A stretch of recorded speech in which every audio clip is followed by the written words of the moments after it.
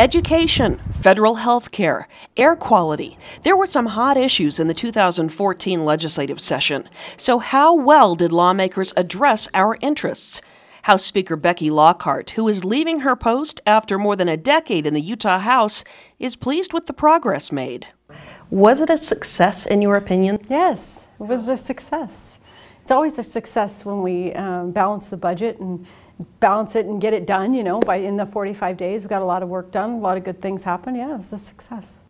A success, she says, in spite of not being able to convince her colleagues to spend hundreds of millions of dollars on high-tech programs in Utah classrooms. I always believed that if you weren't going to do it right, you shouldn't do it at all.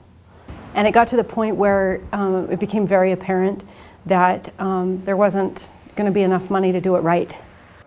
In spite of heated debate, no action was taken on federal health care. Lockhart stands firm that Utah should not accept additional federal funds for the expansion of Medicaid. I am. We're not alone. For some reason we think Utah's weird, or, you know, we're not alone. A lot of states have said no.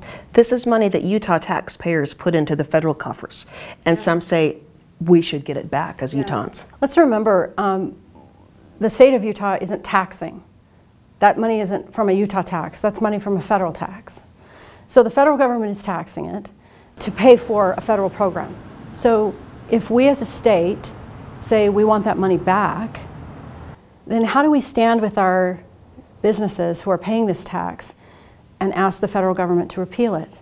It's a bad tax. It's an unfair tax on mostly on our medical device companies, successful companies that have hundreds of jobs, hundreds of thousands of jobs in Utah. We want to stand with them and say to the federal government, take this tax away. It's not fair, it's not right. It's coming across in some circles as though you don't care. Oh, nothing could be further from the truth. I know there are people who need help. There are. We got to find them, and we need to help them in an appropriate way with state dollars. And I think we can do it with state dollars. It might not be the Cadillac plan that everyone thinks Medicaid is. It's not, by the way.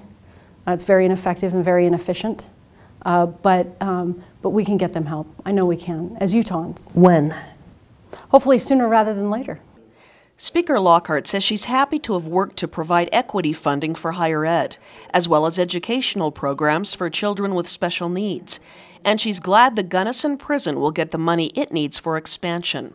The Speaker is also pleased to have passed a bill providing incentives for a convention hotel in Salt Lake City, which will include an interactive program for tourists highlighting the amazing sights and opportunities around the entire state of Utah. Working with the mayor and the league and working on ways that to have a better bill, a better post-performance incentive, a better structure to the bill, but also, you know, a way to bring people to Utah, to see all of Utah, to be aware of what's here in all of Utah, not just Salt Lake County. That was really important to me, and they delivered.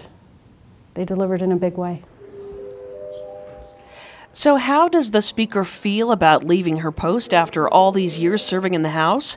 The woman known for being particularly tough gets a little emotional. Watch for that in our next report. For the Utah League of Cities and Towns, I'm Susan Wood.